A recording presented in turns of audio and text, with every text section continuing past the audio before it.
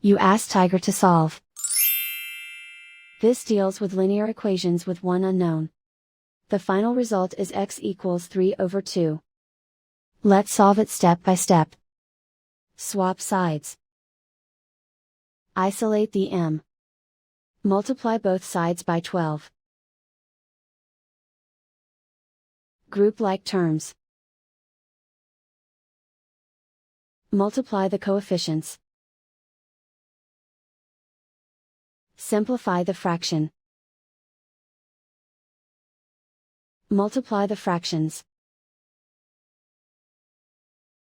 Find the greatest common factor of the numerator and denominator. Factor out and cancel the greatest common factor.